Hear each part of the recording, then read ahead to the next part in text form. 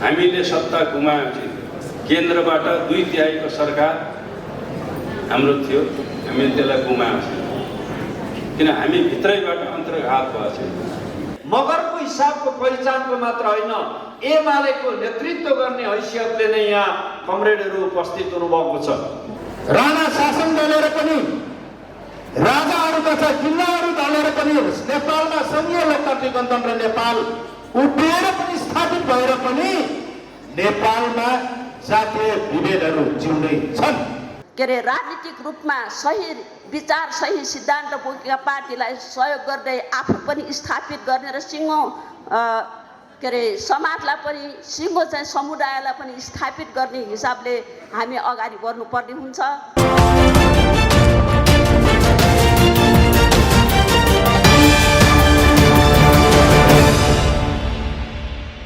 पूर्व मेचीदेखि पश्चिम महाकालीसम्म फैलिएको र आदिवासी जनजाति मध्ये सबैभन्दा बढी सङ्ख्या, झन्डै देशको 7% जनसङ्ख्या ओगटेको मगरहरूको सङ्ख्या आज पूर्व मेचीदेखि पश्चिम महाकालीसम्म फैलिएर बस्नुभएको छ र सङ्ख्यात्मक हिसाबले यति ठुलो सङ्ख्या भइकन पनि हरेक क्षेत्रमा, चाहे त्यो आर्थिक, सामाजिक, सांस्कृतिक र हरेक क्षेत्रमा, राजनीतिक हरेक क्षेत्रमा निकै पछाडि परेको जातिको रूपमा मगरहरू हाम्रो देशमा बाँचिरहेका छन् र हामीले वास्तवमा हाम्रा जातीय उत्थानको लागि, हाम्रा भाषा संस्कृतिहरूको उत्थानको लागि विगत लामो समयदेखि मगरहरूले सङ्गठित रूपमा आफ्नो उत्थानको लागि,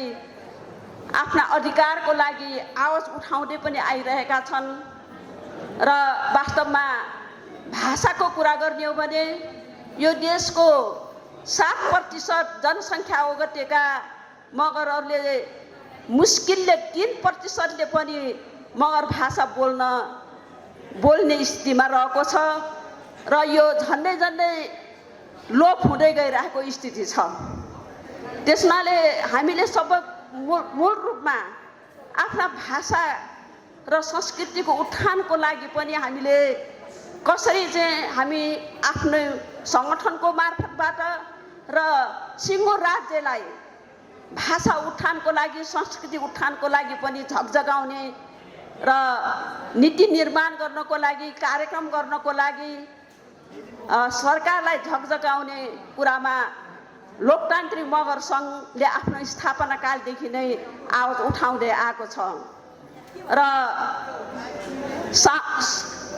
लोकतान्त्रिक मगर सङ्घ वास्तवमा देशभक्त, प्रगतिशील, जनवादी विचार बोकेको सङ्गठन हो र यो सङ्गठनले समाजमा रहेका सम्पूर्ण जनवादी आन्दोलनमा पनि आफ्नो विगत लामो कालदेखि आफ्नो चाहिँ सङ्घर्ष गर्दै आइरहेको छ।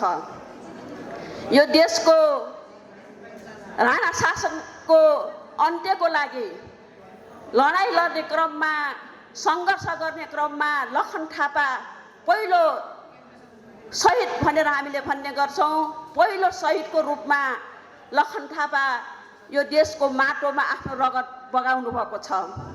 लगायत राणा शासन लगायत पञ्चायतकालका क्रूर निरङ्कुशताको विरुद्धमा पनि थुप्रै मगरहरूले आफ्नो रगत बगाउनु भएको छ।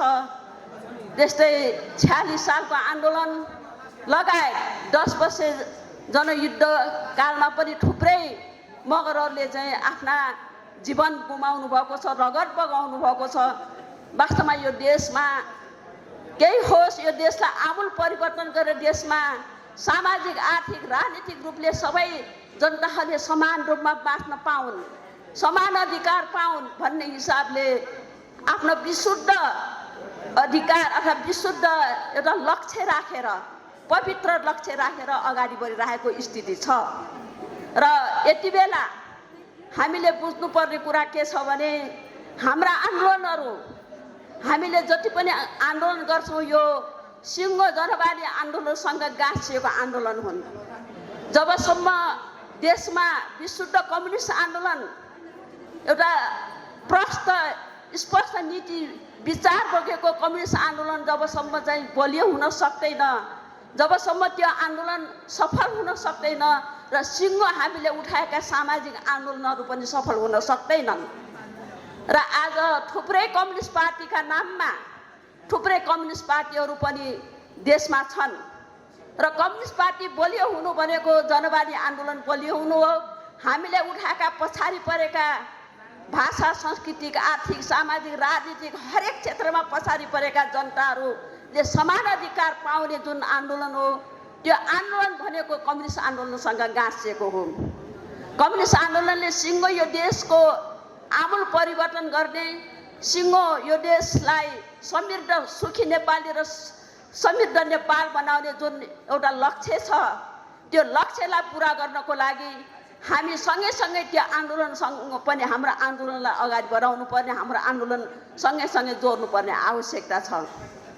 र आज हामीले देखेका छौँ देशमा सबैभन्दा प्रष्ट नीति बोकेको, स्पष्ट नीति बोकेको नेकपा एमाले जो पाँचौं महाधिवेशनबाट जनताको बहुदलीय जनवादको आफ्नो नीति कार्यक्रम सिद्धान्तको रूपमा पारित गरेर जुन आफ्नो कार्यक्रम ठोस कार्यक्रमको रूपमा चाहिँ अगाडि बढिरहेको छ, त्यो कार्यक्रमलाई अंगीकार गरेर अगाडि बढिरहेको छ र हरेक आन्दोलन त्यही विचारले गाइड गरिरहेको छ।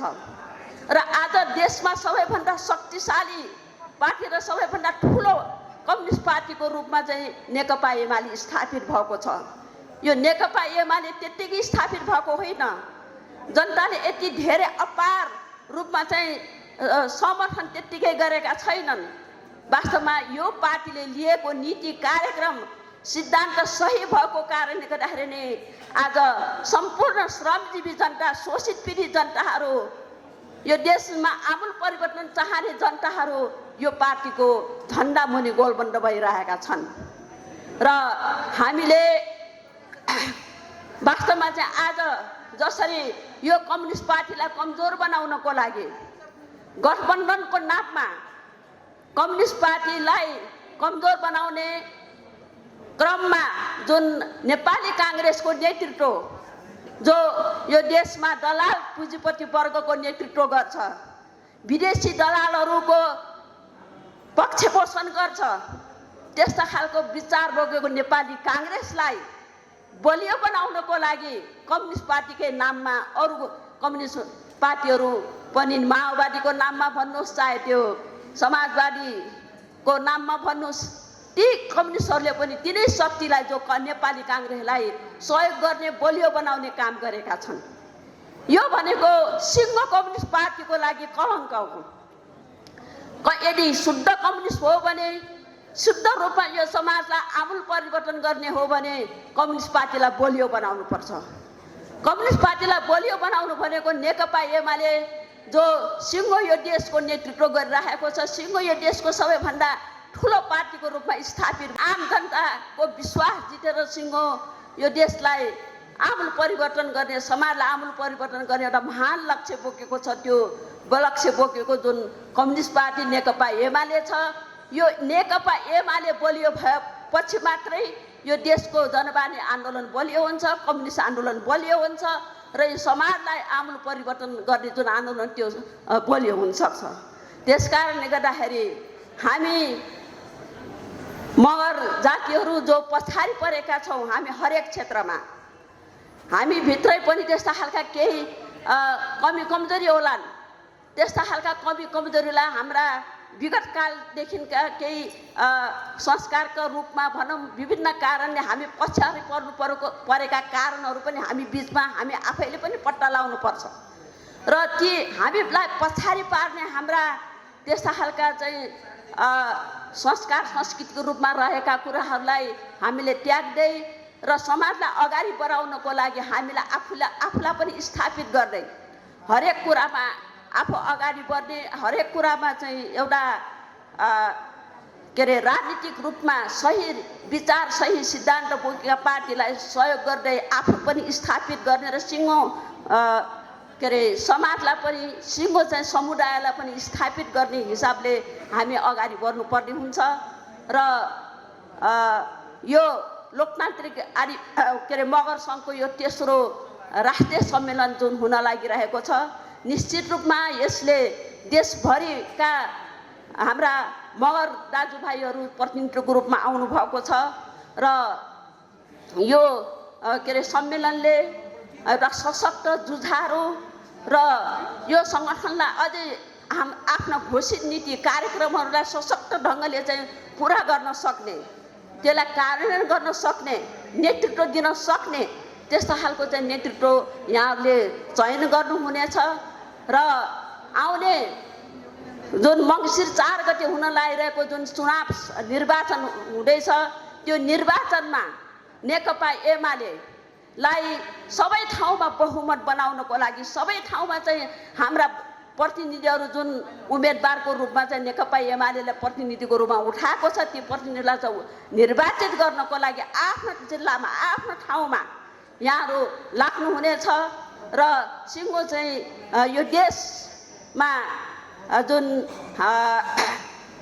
के अरे हिजो नेकपा एमालेको नेतृत्वको सरकार अर्थात् नेकपा एमालेको श्रद्धेय अध्यक्ष केपी शर्मा ओलीको नेतृत्वमा भएका कामहरू जुन विकास निर्माण, सुशासन कायम गर्ने कुराहरू, सुशासन विकास निर्माण गर्ने कुराहरू र समृद्ध नेपाल सुखी नेपाली बनाउने जुन महान लक्ष्य छ, त्यो लक्ष्यलाई पुरा गर्नको लागि नेकपा एमालेलाई बहुमतको सरकार बनाउने कुरामा हामी सबै लागौँ र सबै ठाउँमा आफ्नो आफ्नो क्षेत्रमा हामी लागौँ र नेकपा एमालेलाई बहुमतको सरकार सबै ठाउँमा चाहिँ बहुमतको सरकार बनाउनको लागि प्रतिनिधिलाई निर्वाचित गर्नको लागि आफ्नो ठाउँमा लागौँ भन्ने कुराहरू राख्दै यहाँहरूको यो सम्मेलन भव्यताको साथ सफल होस् र अत्यन्तै सक्षम जुझारू नेतृत्व चयन गर्ने कुरा यहाँहरू सफल हुनुहोस् भन्ने कुराहरू राख्दै मेरो भनाइ यही टुङ्ग्याउँछु। हस्त, धन्यवाद।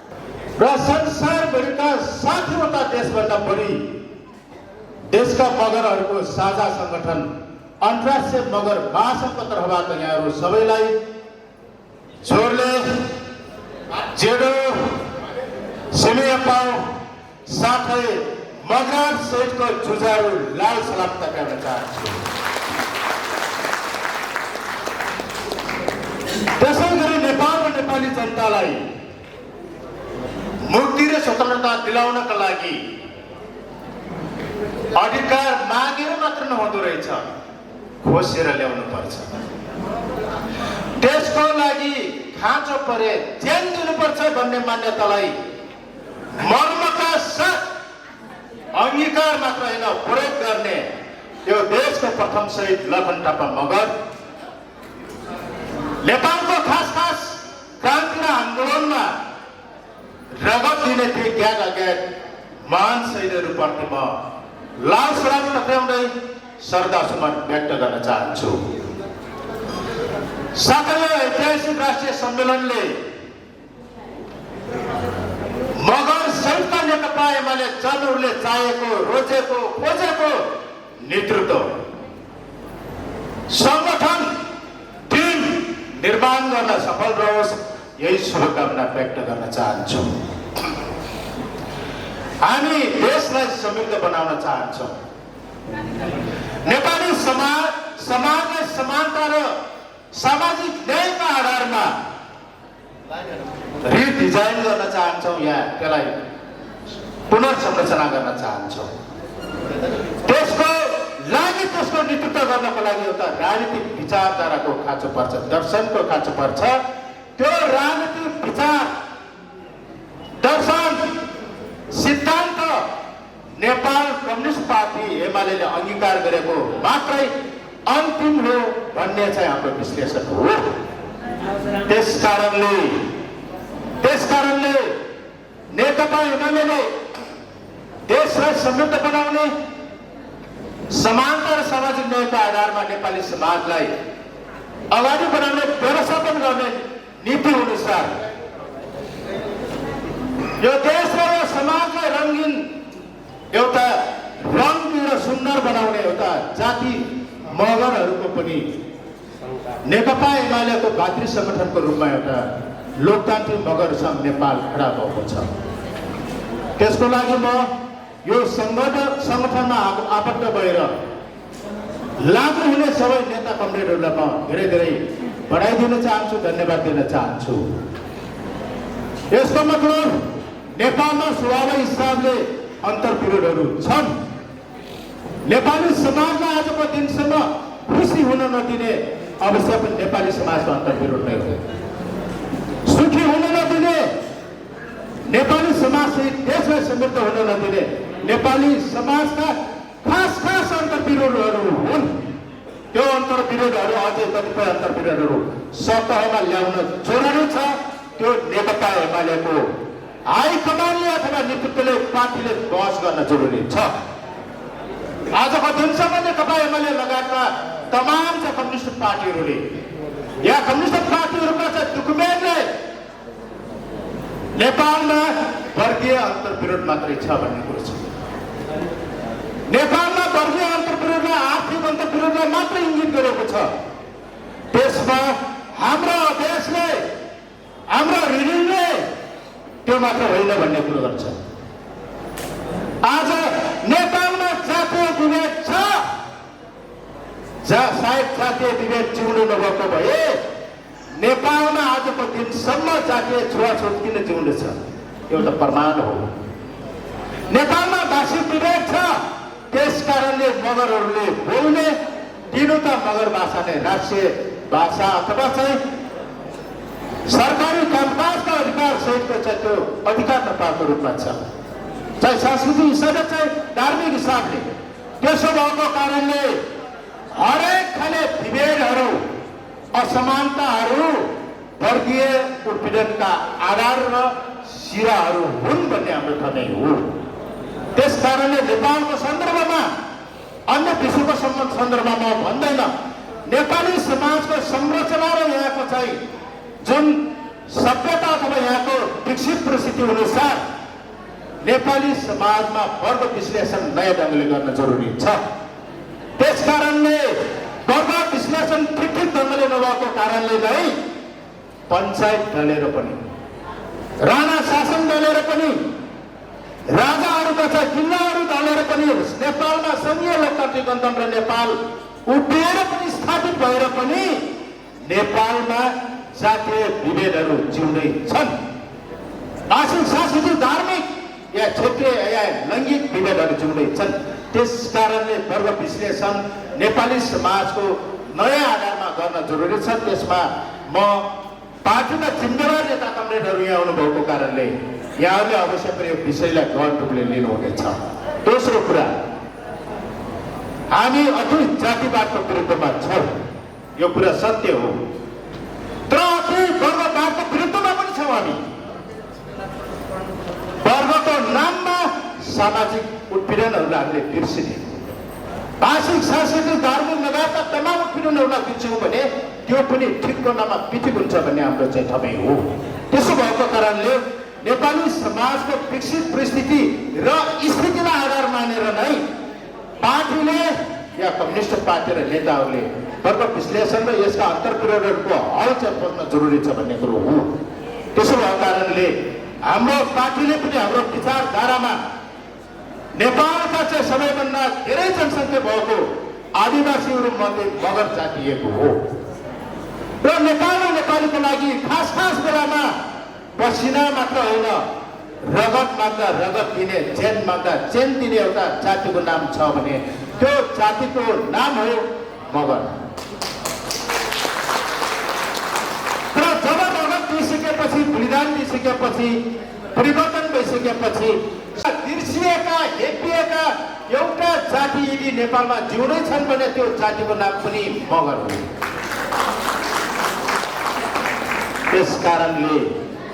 त्यस कारणले मगरहरूको छातीभित्र त्यसो मुटु भड्किरहेको होइन।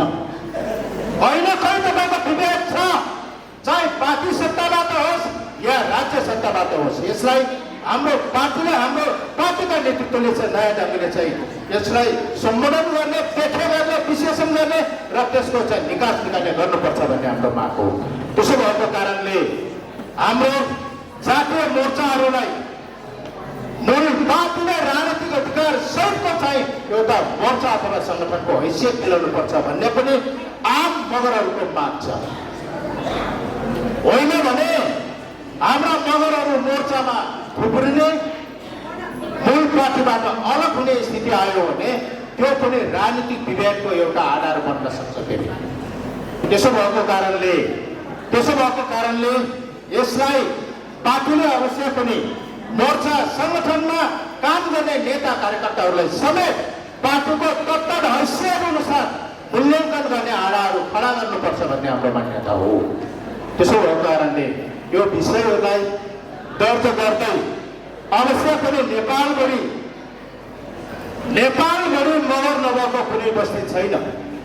त्यो प्रत्येक बस्तीमा नेकपा एमालेले अगाडि सारेका मुद्दाहरूलाई विस्तार गर्न, राजनीतिक विचारलाई विस्तार गर्नका लागि पार्टीको मुख्य नीति विधि र सिद्धान्त अनुसार यो संगठनले अवश्य पनि प्रभावकारी भूमिका खेल्नेछ, जसले मगरहरू आजको दिनसम्म राजनीतिक मूल प्रभावभन्दा अलिक अलग ढङ्गले आइरहेका छन्। अलिक कुनामा खुम्चेर बसेको स्थिति छ। त्यो आम मगरहरूलाई चाहिँ नेपालको राजनीतिक सत्ता र राज्य सत्ताको मूल प्रभावमा ल्याउन चाहिँ यो संगठनले विशेष भूमिका खेल्नेछ। तर पार्टीले यो मोर्चालाई हेर्ने दृष्टिकोण र व्याख्या गर्ने नीति क्लियर भएन भने, स्पष्ट चाहिँ दृष्टिकोण भएन भने फेरि कहिलेकाहीँ चाहिँ हामी बेहोर्ने गरेका छौँ, उन्नति गर्ने गरेका छौँ। जातीय मोर्चा अथवा सङ्गठनमा काम गर्नेहरू जातिकारी हुन्, उनीहरूले आफ्नो जातिको कुरा मात्रै गर्छन्, वर्गको कुरा गर्दैनन्, पार्टीको कुरा गर्दैनन् भन्ने आरोप पनि चाहिँ खिचिरहेका छौँ। यसलाई पार्टी नेतृत्व पार्टीले क्लियर चाहिँ दृष्टिकोण चाहिँ स्पष्ट पार्न जरुरी छ। त्यसो भइदियो भने चाहिँ राम्रोको नाममा नराम्रो हुने चाहिँ खतरा मगरहरूलाई देखिन्छ। त्यो गल्ती चाहिँ पार्टीले गर्नु हुँदैन, हामीले पनि गर्नु हुँदैन भन्ने कुरो राख्दै फेरि पनि पूर्व पश्चिमबाट पाल्नु भएका तपाईँ नेता कमरेडहरू म को हुँ भन्ने कुरो चाहिँ एउटा यो सिक्न जरुरी छ। यो कुरा बिर्सिनु हुँदैन। मेरो जेलमा पानी बगिरहेको छ या मगरको ब्लड बगिरहेको छ, यो कुरा नबिर्सिनु पहिलो कुरा। दोस्रो, मेरो राजनीतिक विचारको चाहिँ तरङ्गमा मेरो पार्टीको विचार बगिरहेको छ या कुनै व्यक्तिको विचार बगिरहेको छ भन्ने कुरो चाहिँ तपाईँले ख्याल गर्नु जरुरी छ कि पार्टीको विचार बगिरहेको छ। त्यस कारणले सामाजिक र राजनीतिक हिसाबले हामी सबै कुराहरूलाई ब्यालेन्समा अगाडि सार्न सकेनौँ भने उत्पीडित जातिहरू जुन पछाडि पर्ने खतरा छ।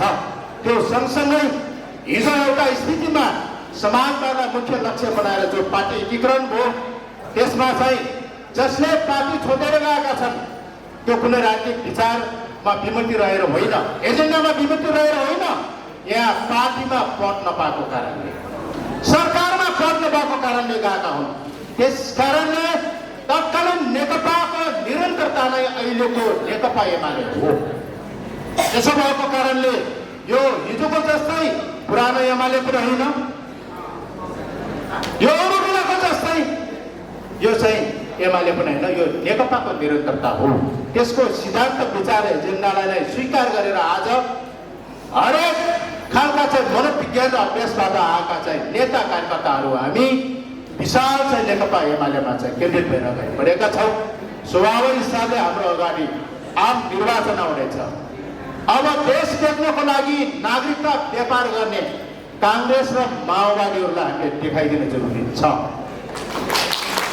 देश बेच्नको लागि एमसीसी पास गर्नेहरूलाई, देशविरुद्ध पास गर्नको लागि घुमाउनुबाट हिँड्नेहरूलाई र नेपाली काङ्ग्रेस र माओवादीहरूलाई हामीले चाहिँ ठेगान लगाउनु पर्ने भएको छ। होइन भने देश सिक्किम जस्तै विलिन हुने खतरा छ। त्यस कारणले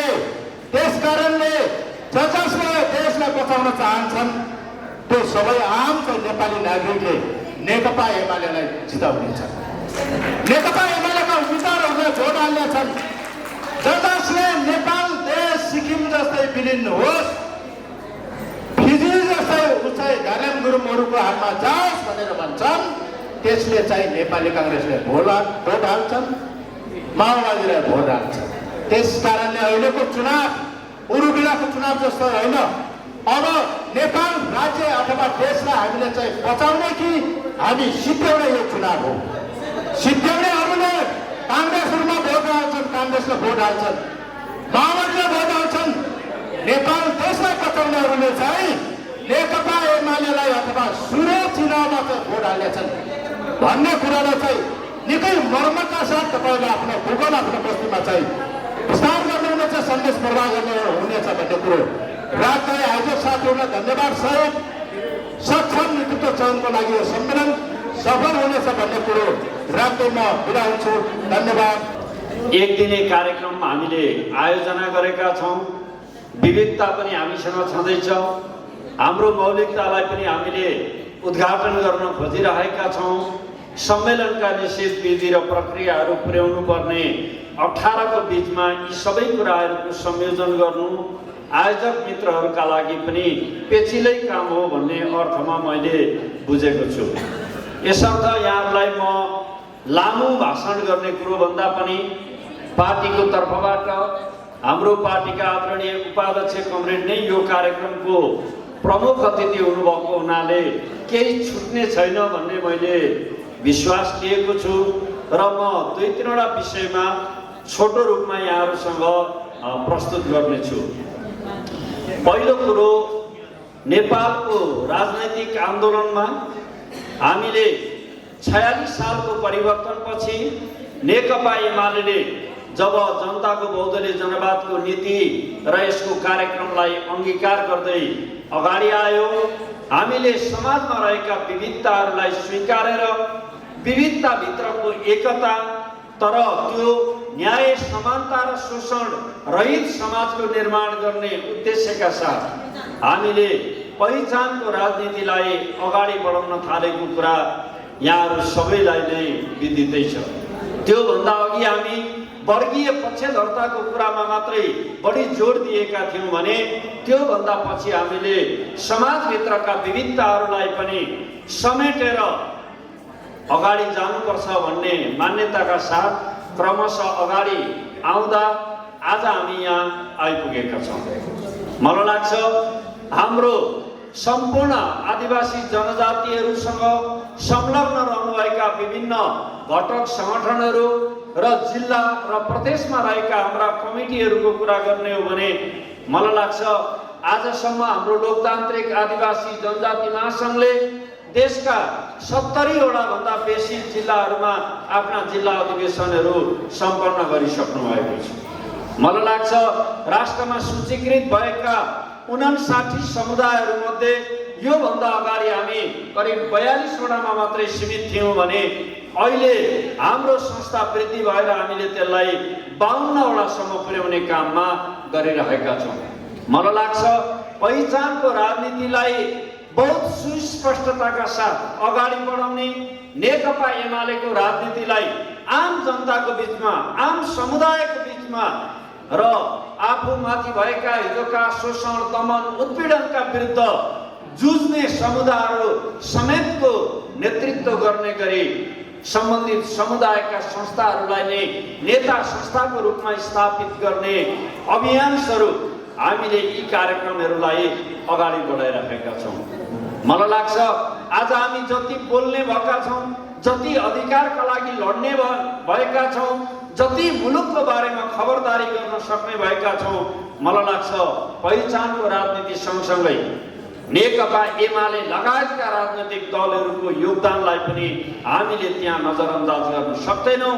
किनभने राजनीतिक अभियानमा संलग्न भएर पार्टीहरूलाई ठिक ढङ्गले हामीले ट्र्याकमा राखेर मुलुकको परिवर्तन, सामाजिक एउटा रूपान्तरणको अभियानको नेतृत्व गर्ने ठाउँमा बनाइयो भने हामीले सोचेका, हामीले राखेका हाम्रा अपेक्षाहरू पनि पुरा गर्नको निम्ति सजिलो हुनेछ भन्ने विश्वासमा सबैभन्दा पहिले आयोजक मित्रहरू मार्फत यो सम्मेलनमा उपस्थित रहनुभएका सम्पूर्ण साथीहरूलाई जाहेर गर्न चाहन्छु। मलाई एकदम खुसी लागेको छ आज यो मगर सङ्घको तेस्रो अधिवेशनमा अतिथिको हिसाबले एउटा गैर मगर म मात्रै रहेछु।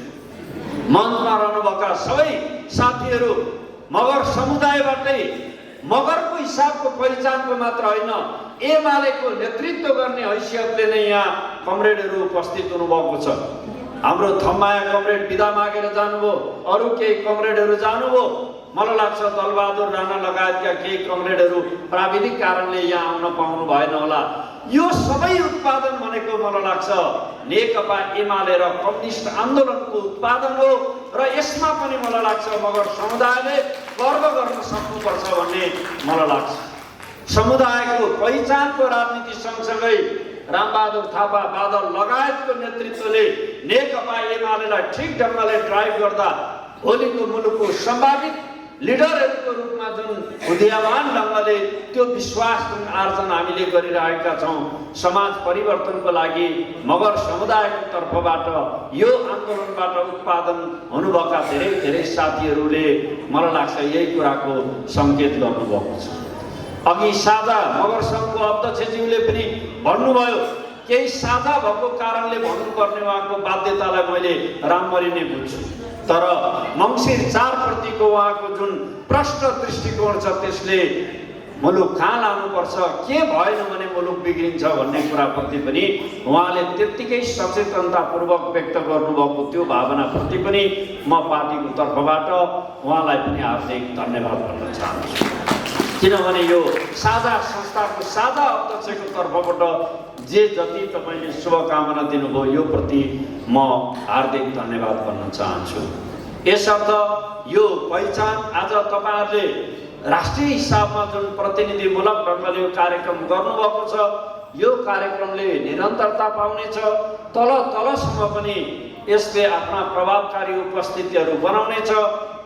अहिले हामी एकदम चुनावको सङ्घारमा छौँ, कति साथीहरू प्रत्यक्षमा नाम आउनुभएको होला, कतिपय साथीहरू समानुपातिकमा नाम आउनुभएको होला।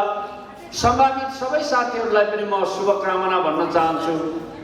समानुपातिकमा 2 गते हाम्रो मनोनयन दर्ता हुन्छ, प्रत्यक्षतर्फ आगामी असोज 23 गते हामीले दर्ता गर्ने कार्यक्रम रहेको छ। विगत र अहिलेको निर्वाचनमा मूलत पहिले हामीसँग 3वटा मात्रै मतपत्र हुन्थ्यो, यो पटकको निर्वाचनमा 4वटा मतपत्र हुन्छ। म यहाँहरू मार्फत त्यो कुरा पनि जानकारी गराउन चाहन्छु। केन्द्रको प्रत्यक्ष, केन्द्रको समानुपातिक, त्यसपछि प्रदेशको प्रत्यक्ष, त्यसपछि प्रदेशको समानुपातिक। योभन्दा अगाडि त्यो प्रदेशमा समानुपातिकको मतपत्र थिएन। पार्टीलाई दिएपछि त्यही एउटै मतपत्रलाई हामीले केन्द्र र प्रदेशमा काउन्ट गरेका थियौँ, तर अहिले हामीले यो खालको परिवेश बनाएका छौँ। मलाई लाग्छ यसचोटिको निर्वाचनमा केन्द्रमा समानुपातिकमा 110 जना साथीहरू उम्मेदवार हुन पाउनुहुन्छ। त्यो मध्ये 57 जना महिला साथीहरू हुनुहुन्छ र 53 जना पुरुष साथीहरूले उम्मेदवार पाउने व्यवस्था छ। किनभने 50-50 भयो भने बराबर भयो, तर बिजोडी अङ्क आयो भने पहिलो प्राथमिकता महिलालाई छान्नुपर्ने भएको कारणले गर्दा 57 जना उम्मेदवारहरू महिला क्लस्टरबाट आउनुहुन्छ, 53 जना पुरुष क्लस्टरबाट आउनुहुन्छ। यो खालको अहिलेको एउटा परिपाटी छ।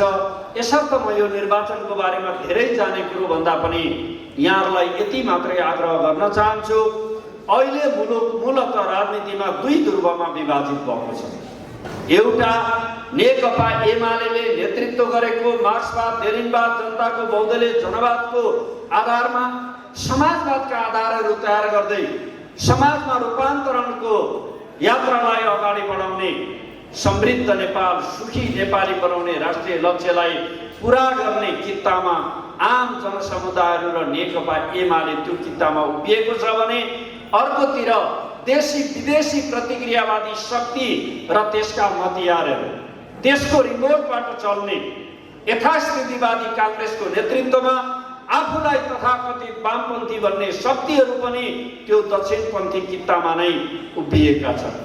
र काङ्ग्रेसले जुठो कुरो भए पनि अगाउँची खान देला कि नदेला भनेर अहिले छटपटाएर सिटको बार्गेनिङमा प्रतीक्षा गरेर बसिरहेका छन्।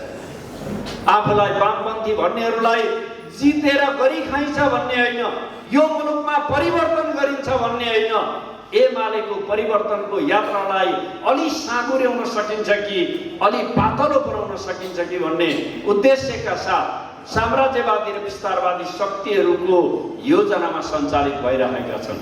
मलाई लाग्छ हामीले त्यो कुरा बुझ्न जरुरी छ। र यसचोटि हाम्रो पार्टी केन्द्रीय कमिटीको बैठकबाट हामीले भनेका छौँ आगामी मङ्सिर 4 गते हुने निर्वाचनपछि पार्टीको तर्फबाट पार्टीका श्रद्धेय अध्यक्ष कमरेड केपी ओलीको नेतृत्वमा यो मुलुकमा फेरि एकपटक नेकपा एमालेको सरकार बनाएर हिजो कमरेड केपी ओली प्रधानमन्त्रीबाट अगाडि सारेका अधुरा सपनाहरू पुरा गर्नको निम्ति जनताको म्यान्डेट लिनका लागि हामी गइरहेका छौँ। हामीमा कुनै राजनैतिक अन्योलता छैन, हामीमा कुनै स्वार्थ छैन। राष्ट्र र जनताले नहार्नको निम्ति नेकपा एमाले यो चुनाव जित्नै पर्ने एउटा बाध्यकारी परिस्थिति रहेको छ। यसर्थ यो पोलराइज भएको ठाउँमा अन्तर्राष्ट्रिय विज्ञहरूले रिसर्च गर्ने मान्छेहरूले पनि भनेका छन् गत स्थानीय तहको निर्वाचनमा कहीँ गठबन्धन नभएको ठाउँमा एक्लै लड्दा एमाले 25% मात्रै भोट प्राप्त गर्यो। आंशिक गठबन्धन भएर हाम्रा विरुद्ध लडेको ठाउँमा हामीले 34% मत प्राप्त गर्यौं। सबै महागठबन्धन भएको ठाउँमा एमाले एक्लै 41% मत ल्याएको छ। र मान्छेहरूको बुझाइ के छ भने 6% मत स्थानीय तहको निर्वाचन भन्दा एमाले बढायो भने एमालेलाई बहुमत ल्याउने कुराबाट कसैले रोक्न सक्दैन भनेर भनेको छ। र हामीले भनेका छौँ हाम्रो पार्टीमा 8,55,000 सङ्गठित सदस्य हुनुहुन्छ।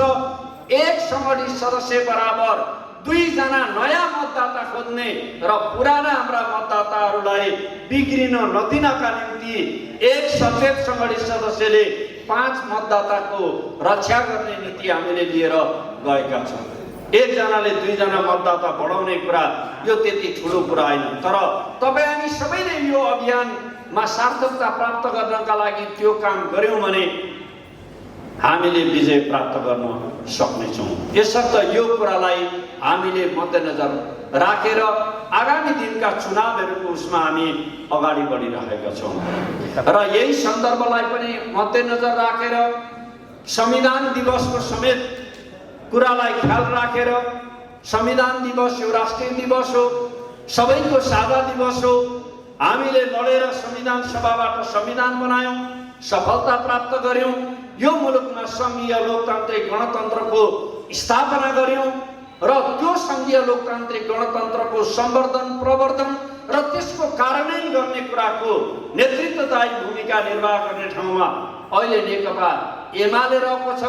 यसर्थ यो कुरालाई समेत मध्यनजर राखेर आगामी असोज 1 गते बिहान हाम्रो पार्टीका अध्यक्ष कमरेड केपी शर्मा ओलीको नेतृत्वमा बानेश्वरबाट र हामीले विभिन्न उपाध्यक्ष कमरेडहरूलाई पनि स्कोर तोकेका छौँ। हामीले मैती देवी, लैनचौ, कालीमाटी र कुपण्डोलबाट 5 वटा स्पोर्टबाट म्याकाथन भन्ने कार्यक्रम भए पनि यो सामूहिक पैदल यात्रा अथवा सामूहिक मर्निङ वाक, यसमा नेकपा एमालेको ब्यानर झण्डा भन्दा पनि राष्ट्रको यो संविधान दिवसको सन्दर्भ पारेर हामीले आगामी 1 गते बिहान 7 बजे यी 5 वटा स्पोर्टबाट सामूहिक मर्निङ वाकको कार्यक्रमको आयोजना गरेका छौँ। यो एक अर्थमा भन्ने हो भने निर्वाचन हुनुभन्दा अगाडि एमालेको अथवा हाम्रो पहलमा साझा राष्ट्रवादी शक्तिहरू, देशभक्त, समाजमा रूपान्तरणका पक्षधर, समाजका विभिन्न विधाका अगुवाहरूलाई समेत लिएर हामी यो कार्यक्रमको आयोजना गरिरहेका छौँ। यसर्थ यहाँहरूले पनि यो 5 वटा ठाउँहरूमध्ये पाएक पर्ने ठाउँ कहाँ हो? हाम्रो मगर सङ्घको नेतृत्वको साथीहरूले पनि 5 जना साथीहरू नेतृत्वका लागि तोकिदिनु हुनेछ र हामी त्यस दिन ती ठाउँबाट बसन्तपुरमा गएर धन्यवाद दिएर हाम्रो यो कार्यक्रम समापन गर्नेछौँ। मलाई लाग्छ काठमाडौँमा देशैभरि स्थानीय तहको निर्वाचनपछि विभिन्न खालका उठेका प्रश्नहरूलाई निदान गर्नको निम्ति पनि यो कार्यक्रमले सहयोग पुग्नेछ। यही तयारीका कतिपय मिटिङहरू, तयारीका सिलसिलाको कारणले गर्दाखेरि पनि म तपाईहरुको यो कार्यक्रमको अन्तिमसम्म बस्न नसक्ने खालको एउटा परिस्थिति बन्यो। किनभने कार्यक्रममा जनसंगठनले यसको समन्वय गरिराखेको र यो 23औं जनवर्गीय संगठनको समन्वय गर्ने जिम्मा पार्टीले दिएको हुनाले हामीले यहाँको भूगोल सम्पर्क समन्वय कमिटी, यहाँका विशेष कमिटीहरूलाई पनि त्यसमा परिचालित गर्ने मिटिङ भेलाहरूको आयोजना गरिएको हुनाले अन्तिमसम्म बस्न नसक्ने बेहोरा पनि म सादरपूर्वक यहाँहरूसँग अनुरोध गर्न चाहन्छु। किनभने यहाँ बस्दा एकदम राम्रो थियो, रमाइलो पनि थियो, नयाँ नयाँ विषयहरूको बारेमा पनि साथीहरूले जानकारी गराउनु भएको थियो, मेरो पनि क्षितिज उग्रिराखेकै थियो। अझ संस्कृतिमा एकदमै एडभान्स, धनी, संस्कारयुक्त यो मगर समुदायको कौडा लगायतका विभिन्न कार्यक्रमहरूले तपाईहरुको उपस्थिति नै एउटा पहिचानयुक्त उपस्थितिको कारणले गर्दाखेरि पनि अन्तिमसम्म बस्न पाए हुन्थ्यो भन्ने लागिरहेकै थियो। तथापि संगठनका यी कतिपय जिम्मेवारीका कारणले यो एउटा अवस्था छ। पार्टीको नेता कमरेडहरू यहाँ हुँदै हुनुहुन्छ, फेरि पार्टी अध्यक्ष स्वयं नै यहाँ आउने कार्यक्रम भएको हुनाले मैले त्यस विषयमा धेरै भनेर समय लिइरहन परेन। म यहाँहरूलाई यति मात्रै अन्त्यमा आग्रह गर्छु, मानव मुक्तिको कुरा, मानव आजादीको निम्ति समाज रूपान्तरण पहिलो हाम्रो एजेन्डा हो भन्ने कुरामा हामीमा कुनै विमति छ जस्तो मलाई लाग्दैन। हो, त्यसको निम्ति समाजमा रहेका विभिन्न वर्ग, समुदाय, जाति, जनजाति, अल्पसंख्यक दल नेकपा एमाले गर्छ। यसमा तपाईहरु बहुत निश्चिन्त भएर लाग्नका निम्ति म पार्टीको तर्फबाट यहाँहरूलाई आग्रह गर्न चाहन्छु। कहिलेकाहीँ के हुन्छ भने पार्टीलाई लाग्ने कुरा र यो समुदायमा काम गर्ने साथीहरूलाई लाग्ने कुराको अलिकति विभेद के हुँदो रहेछ जस्तो लाग्छ भने मगर सङ्घ भनेको छ, तामाङ सङ्घ भनेको छ, पहिचानका लागि काम गर्नका लागि भनेर भनेको छ। अनि पार्टीले के सोच्छ भने यी संस्था बनाएपछि त हाम्रो पार्टीको राजनीति तिनीहरूले गरिदिनु पर्यो नि, त्यो समुदायमा पार्टीका कुरा लानु पर्यो। पार्टी आफैले पनि लान्छ, तर पार्टीले लाने सँगसँगै पार्टी नपुगेको ठाउँमा पनि पार्टीको राजनीति पुर्याउने कुरा के हो त भन्दा त्यो सम्बन्धित जनसङ्गठनले पुर्याओस् भनेर पार्टीले तपाईसँग अपेक्षा पनि गरेको छ। र यो समुदायमा काम गर्ने साथीहरूलाई के लाग्छ भने हाम्रा पहिचानका निम्ति हिजोदेखि हामीले उठाएका यी मुद्दाहरूको बारेमा पार्टीलाई अझै घचघच्याउन सकिएन कि, त्यसो गर्दा हाम्रो समुदायबाट नेतृत्व गरेको कारणले मेरो म जस्तै अरू साथीहरूको आलोचना हुन्छ कि भन्ने अप्ठ्यारो तपाईहरुलाई छ। म यो कुरा बुझ्छु। मैले यहाँलाई यति मात्रै आग्रह गर्न चाहन्छु कि हामीले लिने दृष्टिकोण भनेको के हो भने पार्टीले लिएको ठिक नीति, ठिक राजनीति, अरूले भन्दा राम्रो विभेदका विरुद्धमा हामीले लिएका कुराहरू एमालेका यी छन् भनेर तपाईहरुले जनतामा लानुपर्छ, जनतामा पुर्याउनुपर्छ र जनतालाई अझ एमालेमा सङ्गठित गर्नुपर्छ। तर एमालेले ध्यान पुर्याउन नसकेका एमालेका नेता, नेतृत्व र विचारले हाम्रो समुदायमाथि भ्रम, अन्योन्यता र विभिन्न खालका प्रश्नहरू उठेका छन् भने त्यस्ता विषयहरूलाई सङ्कलन गर्ने र नेतृत्वले पार्टी नेतृत्वसँग बसेर ती कुरा करेक्सन गर्नका लागि आन्तरिक रूपमा दबाब दिने नीतिका साथ हामी अगाडि बढियो भने पार्टी बेठिक हुन्छ कि भन्ने चिन्ताबाट पनि हामी बाहिर आउन सक्छौँ। किनभने पार्टी पनि त हामी सबैको हो। तपाईँ हामी बिना एमाले हो, तपाईँ हामी किन यहाँ छौँ भन्दा एमाले भएर यहाँ छौँ। त्यसले गर्दा एमालेलाई बिग्रिन नदिन, एमालेलाई हाम्रो पहिचान सहितको मुद्दाको नेतृत्व गराउने जिम्मेवारी पनि कसको छ भन्दा त्यो तपाईँ हामी यो समुदायका निम्ति यी संस्थाहरूमा आबद्ध भएर काम गर्नुभएका साथीहरूको यो दोहोरो जिम्मेवारी छ भन्ने अर्थमा हामीले बुझ्यौँ भने हामीले धेरै धेरै काम गर्न सक्छौँ। र यति कुरा तपाईहरुसँग राखेर आगामी मङ्सिर 4 गते हुने निर्वाचन, यो निर्वाचन अघि पछिको निर्वाचन भन्दा अलि उकालो निर्वाचन छ। किनभने सबै मिलेर हाम्रा विरुद्ध लागिरहेको बेला एमाले एक्लै थाम्ला कि नथाम्ला कि अनेक खालका प्रश्नहरू छन्। तर यसचोटि मङ्सिर 4 गते हामीले विजय प्राप्त गरेपछि त्यो भन्दा पछि हुने अरू निर्वाचनका निम्ति हाम्रा लागि हाइडुकाका दिन हुनेछन्। किनभने संसारमा भएका सबै तागत लगाएर नेपालमा भएका एमाले विरोधी जति सबैलाई एक ठाउँमा राख्दाखेरि पनि एमालेलाई रोक्न सकिएन, थाम्न सकिएन। जनताको विजय सुनिश्चित गरेर एमाले नेतृत्व गरौँ भनेर यो मङ्सिर 4 गतेको निर्वाचनपछि हामीले त्यो खालको एउटा विजय प्राप्त गर्यौँ भने अर्को चुनावदेखि कुनै मिल्लान् कि नमिल्लान् कि हाम्रा विरुद्ध को लाग्लान् कि नलाग्लान् कि हात्तीका अगाडि घुसुना कराए जस्तो मात्रै हुन्छ। तर अहिले यो चोटिको निर्वाचन हुन त अस्ति यो स्थानीय तहको निर्वाचनले हामी सबैभन्दा ठुलो राजनैतिक पार्टी भयौँ। 74 सालमा हामीले ल्याएको मतभन्दा हामीले 7 लाख भोट बेसी ल्यायौँ। हिजो हामीले 33% ल्याएका थियौँ, अहिले हामीले 34% मत ल्याएका छौँ। त्यसले गर्दा हामीलाई कसैले जितेका छैनन्। जनताको लोकप्रिय मत एमालेसँगै छ। यसले गर्दा हामीले जित्छौँ। हामीले यो जित्ने आधारहरू जनताको बिचमा लान सकियो भने मलाई लाग्छ यस्ता सम्मेलन भेलाहरूले आफैमा सफलता प्राप्त गर्ने कुरा छँदैछ।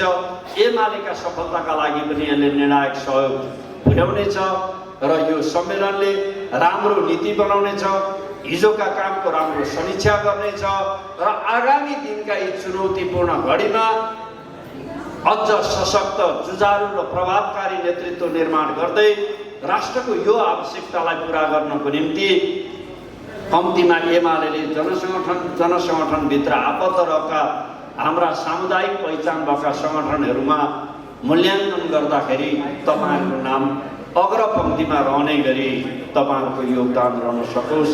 यो सम्मेलनको म पूर्ण सफलताको शुभकामना व्यक्त गर्छु र मैले अरू धेरै भन्न छैन। हाम्रो लीला दिदी, हामी संविधान सभामा एक कार्यकाल सँगै थियौँ, उहाँसँग पनि काम गरेको राम्रै अनुभव छ। हाम्रो गोकुल घरतीजी, हामी भनेका विद्यार्थी कालदेखिकै हामी समकालीन साथीहरू पनि हौँ।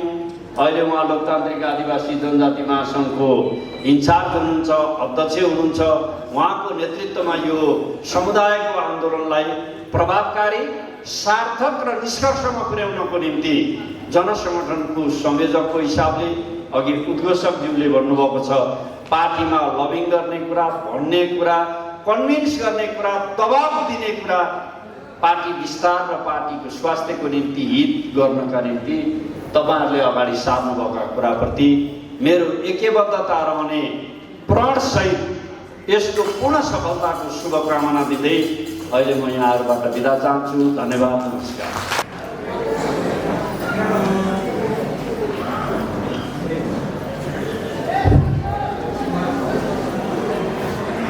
नेपाल लोकतान्त्रिक मगर संघको तेस्रो राष्ट्रिय सम्मेलनका आदरणीय सभानायिका, लोकतान्त्रिक मगर संघका अध्यक्षज्यू, मञ्चमा आसीन नेकपा एमालेका सहयोगी कमरेडहरू, विभिन्न सङ्घ संस्थाबाट प्रतिनिधित्व गरेर आउनुभएका अतिथि मित्रहरू, आयोजक मित्रहरू र यस राष्ट्रिय सम्मेलनमा देशका कुना काप्चाबाट आउनुभएका सम्पूर्ण प्रतिनिधि मित्रहरू, यहाँ सबैलाई मेरो तर्फबाट पनि हार्दिक अभिवादन छ। सबभन्दा पहिला म आयोजक मित्रहरूलाई मलाई पनि यस ऐतिहासिक तेस्रो राष्ट्रिय सम्मेलनमा सहभागी हुने अवसर दिनुभएकोमा यहाँहरूलाई धेरै धेरै धन्यवाद दिन चाहन्छु। यसको साथै यो तेस्रो राष्ट्रिय सम्मेलनको सफलताको निम्ति पनि कामना गर्दछु र यस राष्ट्रिय सम्मेलनले पक्कै पनि मगर समुदायहरूको सुख समृद्धिको निम्ति, उनीहरूको विकासको निम्ति यसले सही विचार, सही नीति, सही कार्यक्रम र सही कार्यदिशा निरूपण गर्नेछ भन्ने पनि मैले विश्वास लिएको छु। र यसको साथै यस राष्ट्रिय सम्मेलनले मगर समुदायको सुख समृद्धिको अभियान, आन्दोलनको नेतृत्व गर्न एउटा सक्षम अनुभवी नेतृत्वको पनि यो सम्मेलनले चयन गर्नेछ, त्यसको निर्माण गर्नेछ भन्ने पनि मैले विश्वास लिएको छु। र अग्रिम रूपमा यो नवनिर्वाचित नेतृत्वलाई यस केन्द्रीय समितिमा निर्वाचित हुने सबै मित्रहरूलाई म अग्रिम बधाई पनि दिन चाहन्छु। नेपाल लोकतान्त्रिक मगर सङ्घको स्थापना, यसको निर्माण निश्चय पनि मगर जातिहरूको, जसले आदिवासी समुदायहरूको सबैभन्दा ठुलो हिस्सा यसले ओगट्छ र आदिवासीहरूले नेपालको सबभन्दा धेरै स्थान आदिवासीहरूले ओगट्छन्। आज हामी त्यही आदिवासीहरूको सबैभन्दा ठुलो समुदायको झन्डै सरकारी तथ्याङ्क अनुसार 7% भन्ने गरिन्छ, तैपनि त्यो तथ्याङ्क सही हो भन्ने पनि हामीलाई लाग्दैन। आज यसको तेस्रो राष्ट्रिय सम्मेलन हुन गइरहेको छ र यो सङ्घको, यो सङ्गठनको निर्माण, यसका निर्माताहरूले मगर जातिहरूको समृद्धि, उनीहरूको सुख, उनीहरूको विकासको निम्ति गरेका हुन्। उनीहरूको दस्तावेजमा, उनीहरूको विधानमा यो कुराहरूलाई चाहिँ लिपिबद्ध गरिएको छ। आज हामीले यही उद्देश्य, यही लक्ष्यलाई अगाडि बढाउनको निम्ति, यसलाई प्राप्त गर्नको निम्ति तेस्रो ऐतिहासिक राष्ट्रिय सम्मेलन हामी यहाँ सम्पन्न गर्न गइरहेका छौँ। नेपाल केवल भूगोल मात्रै होइन, यो नदी नाला, यो पहाड तराई मात्रै होइन। नेपाल भन्नाले मुख्यतः मानव समाज हो। मानवहरूको, मानिसहरूको एउटा समाज हो, समुदाय हो। र नेपाली समाज, तपाईँ हामीलाई थाहा छ, विभिन्न जातीय समुदाय, विभिन्न धार्मिक अल्पसङ्ख्यकहरू, विभिन्न वर्गहरूबाट यो निर्माण भएको छ। यहाँ आदिवासीहरू छन्, यहाँ खसहरू छन्, खस समुदायहरू छन्, यहाँ मुस्लिम धार्मिक अल्पसङ्ख्यकहरू पनि छन्, जो समाजको झन्डै 5% जनसङ्ख्याको 5% स्थान उनीहरूले ओगट्छन्। यसरी यहाँ दलितहरू छन्, दलित समुदाय भन्नेहरू छन्, उनीहरूको विशिष्ट पहिचान छ। यहाँ मधेसीहरू छन्। यसरी नेपाली समाज मानिसहरूको समाज हो। यसरी यो समाज बनेको छ। विविधतायुक्त छ नेपाली समाज। त्यसैले यो समाज, यो देशको विकास कसरी गर्ने, उनीहरूको सुख समृद्धि कसरी प्राप्त गर्ने भन्ने आजको मुख्य हाम्रो चाहिँ कार्यभारहरू हुन्। हामी पनि यही समाजको, मगर समुदाय पनि यही मानव समाजको एउटा अभिन्न अङ्ग हो। त्यसकारणले मगर समाजको पनि, मगर समुदायको पनि विकास हुनुपर्छ। उनीहरूको सपना, उनीहरूका आकाङ्क्षाहरू पुरा हुनुपर्छ। उनीहरूका पीडाहरू समाप्त हुनुपर्छ। उनीहरूका दुःखहरूको अन्त्य हुनुपर्छ। यो मगर समुदायलाई पनि सुख चाहिएको छ, समृद्धि चाहिएको छ। उनीहरू पनि प्रगति चाहन्छन्, उनीहरू पनि विकास चाहन्छन्। त्यसकारणले नेपाल लोकतान्त्रिक मगर सङ्घको लक्ष्य, उद्देश्य, नीति, कार्यक्रम भनेको यही जातिको, यो समुदायको विकास, सुख समृद्धि नै हो। हाम्रो पार्टीले विगतमा नारा दिएको थियो, समृद्ध नेपाल, सुखी नेपाल। मैले भने नेपाल भन्नाले यो मानव समाज हो र यो समाजभित्र मगर जाति पनि छन्। त्यसकारणले समृद्धि भनेको मगर जातिको समृद्धि, अरू जातिको, अरू समुदायको मात्रै होइन, मगर जातिको पनि समृद्धि चाहियो। उनीहरूको पनि विकास चाहियो। अरूको मात्रै सुख होइन, मगर जातिलाई पनि सुख चाहियो। त्यस कारणले हाम्रो पार्टीले समग्र देशको समग्र चाहिँ नेपाली समाजको विकास र समृद्धिको निम्ति नारा चाहिँ निरूपण गरेको थियो, समृद्ध नेपाल सुखी नेपाल। र मगर जातिको मात्रै होइन, सिङ्गो नेपाली जनताको सुख कसरी हुन सक्छ त? कुन विचारले, कुन सिद्धान्तले, कुन नीतिले, कुन नेतृत्वले सिङ्गो देशको, सिङ्गो समाजको समृद्धि र सुख चाहिँ प्राप्त हुन सक्छ? यसलाई हाम्रो पार्टीको विचार, नेकपा एमालेको विचार, त्यसको सिद्धान्त, त्यसको नीति कार्यक्रमले मात्रै नेपाली जनताको, नेपालको समृद्धि र सुख प्राप्त गर्न सकिन्छ। अरू समुदायको अथवा अरू चाहिँ पार्टीहरूको अरू वर्गहरूको विचार सिद्धान्त त्यो सम्भव छैन, त्यो सम्भव भएन छैन। त्यस कारणले नेपाल भन्नाले मैले अघि भने विभिन्न समुदायहरूको एउटा योगफल हो।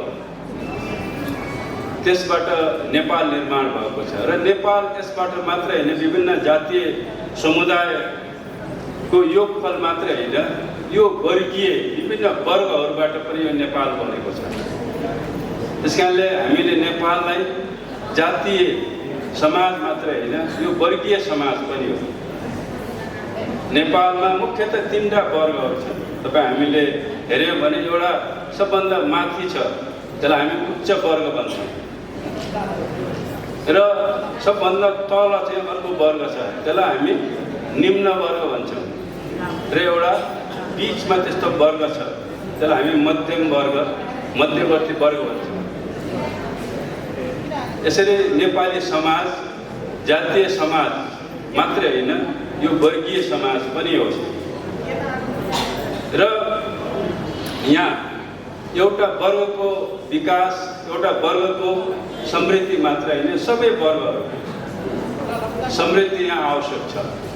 हामीले देख्यौँ यहाँसम्म नेपाली समाजको इतिहासलाई हामीले हेर्दाखेरि यहाँ एउटा वर्गको समृद्धता हामीले देख्यौँ, उच्च वर्गको। नेपालमा विश्वमा सबैभन्दा धनी 100 जनाकोमा नेपालका धनीहरू पनि छन्, पर्छन्। विनोद चौधरी जस्ता जो संसारका 100 जना धनी मध्येमा यहाँ समृद्धमा तिनीहरू पर्छन्, अरू पनि यहाँ छन्। तर यहाँ बहुसङ्ख्यकहरू पनि गरिब छन्, दरिद्र छन्। त्यो दरिद्रताको कारणले गर्दा, त्यो गरिबीको कारणले गर्दाखेरि हामी मुगलान विदेशी नै हामी बाध्य छौँ, हामी लाहुरे हुन हामी बाध्य छौँ। हामी किन लाहुरे भइरहेका छौँ? आज सबै, हिजो त जनजाति आदिवासीहरू मात्रै लाहुरे हुन्थे, अब अहिले त सबै जातिहरू लाहुरे भएका छन्। विश्वका सबै देशहरूमा हाम्रा लाहुरेनीहरू गएका छन्। त यो अवस्था किन पैदा भयो त भन्दाखेरि यहाँ अहिलेसम्मको हामीले इतिहास हेर्दाखेरि यहाँ एउटा वर्गको, उच्च वर्गको मात्रै शासन भयो, उसको हातमा शासन सत्ता रहेछ।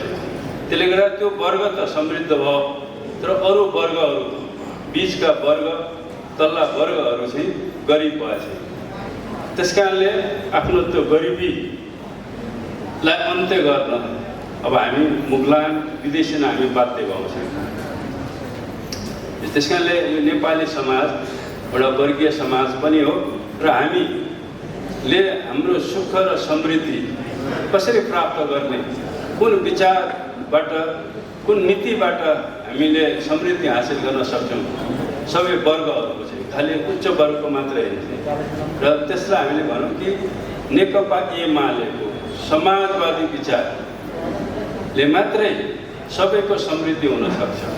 त्यस कारणले बहुदलीय जनवाद भनेको अघि यहाँ उद्घोषक मित्रले भन्नुभएको छ, के हो नेकपा एमालेको विचार सिद्धान्त नीति कार्यक्रम के हो भन्दाखेरि त्यसलाई हामीले छोटकरीमा हामी त्यसलाई जब जनताको बहुदलीय जनवाद भन्छ, त्यसलाई अर्को भाषामा यसलाई भन्दाखेरि त्यो समाजवाद नेकपा एमालेको सिद्धान्त, नेकपा एमालेको विचार, त्यसको कार्यदिशा भनेको नेपालमा समाजवादको निर्माण गर्ने।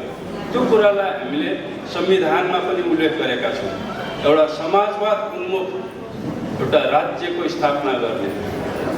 त समाजवाद भनेको सबैको समृद्धि, केही मुठीभरको समृद्धि त यहाँ थियो, तर हामीले चाहेको, नेपाली जनताले चाहेको भनेको सबैको समृद्धि हो। र त्यो समाजवादी विचार जो नेकपा एमालेको विचार हो, नेकपाको हिजो जो हामीले नेकपा निर्माण गर्यौँ त्यसको विचार हो। त्यसकारण नेपालमा सबैको समृद्धि, नेपालको विकास समाजवादी कार्यक्रम, समाजवादी सिद्धान्त, समाजवादी नीतिले मात्रै हामी सबैको चाहिँ विकास, सबैको समृद्धि हुन सक्छ। र जो विभेद छ, जो वर्गीय विभेदहरू छ, जातीय विभेदहरू छ, त्यसलाई मेटाउने, त्यसलाई अन्त्य गर्ने र त्यो एउटा समाजवादी सिद्धान्तले मात्रै त्यो गर्न सक्छ भन्ने हो। त्यसकारणले हामीले नेपाल लोकतान्त्रिक मगर सङ्घले यदि हामीले समृद्धि चाहन्छौँ, मगर समुदायले हामी समानता चाहन्छौँ, हामी विकास चाहन्छौँ भने हामी समाजवादको बाटोमा यो मगर आन्दोलन पनि, यो जातीय जो मगर जातीय आन्दोलनलाई हामीले समाजवादको बाटोतिर चाहिँ दोहोऱ्याउनुपर्छ। तपाईँहरूले यो सम्मेलनले मगर जातिलाई समाजवादको दिशातिर चाहिँ नेतृत्व गर्नुपर्छ।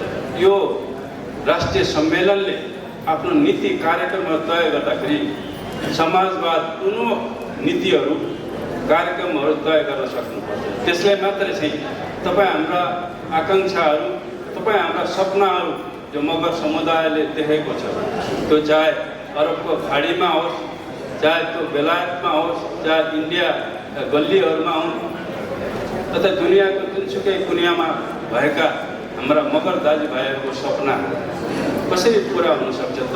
हामी समाजवादको बाटोमा समाजवादी विचारलाई हामीले अँगालेर, अवलम्बन गरेर मात्र हामी त्यसमा अगाडि बढ्न सक्छौँ। के नेपाललाई नेपाली काङ्ग्रेस, जसले नेपालको उच्च वर्गको पुँजीपति वर्ग, हजुर दलाल नोकरशाह पुँजीपति वर्ग भनेर हामी भन्छौँ, त्यसको नेतृत्व गर्छ, त्यसको प्रतिनिधित्व गर्छ नेपाली काङ्ग्रेसले। के त्यसले नेपालमा समाजवादको स्थापना गर्न सक्छ?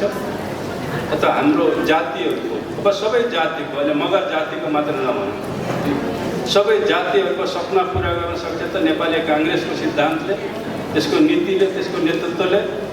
के त्यसो गर्यो त?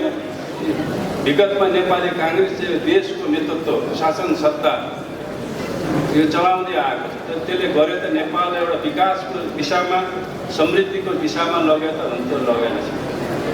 के यहाँ अरू आफूलाई वाम भन्ने माओवादी केन्द्र भनौँ अथवा अहिले नयाँ पार्टी नेकपा एकीकृत समाजवादी भन्ने अथवा अरू पनि आफूलाई चाहिँ कम्युनिस्ट भन्नेहरूले चाहिँ के उनीहरूको सिद्धान्तले जान सक्छन् त?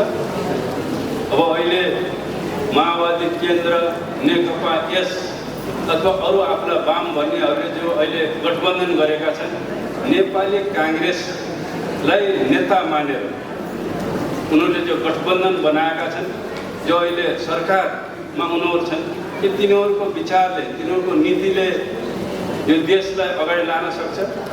के त्यसले आदिवासी जनजातिहरूको, मगर समुदायहरूको आकाङ्क्षाहरूलाई पुरा गर्न सक्छ?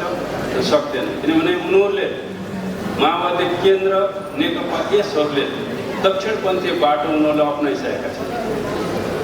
दक्षिणपन्थी बाटो भनेको समाजवाद विरोधी बाटो, त्यो पुँजीवादी बाटो। नेपाली काङ्ग्रेसको सिद्धान्त भनेको पुँजीवाद हो। वामपन्थीहरूको, नेकपा एमाले, कम्युनिस्टहरूको सिद्धान्त भनेको समाजवाद हो। पुँजीवादले पुँजीपतिको मात्र समृद्धि गर्छ। त्यसकारण अहिले माओवादी केन्द्र, अरू आफूलाई वाम भन्नेहरू नेपाली काङ्ग्रेसको पुच्छर भएका छन्। उनीहरूको त्यो एउटा नीतिगत, एउटा वैचारिक चाहिँ एकता हो। सहकार्य हो नेपालमा समाजवादको निर्माण गर्ने होइन कि पुँजीवादलाई सुदृढ गर्ने, पुँजीपतिहरूलाई नै समृद्ध गर्ने अहिले जुन किसिमका उनीहरूले नीति लिइरहेछन्। अस्ति तपाईँले देख्नुभयो बजेट प्रकरण चाहिँ, बजेटमा चाहिँ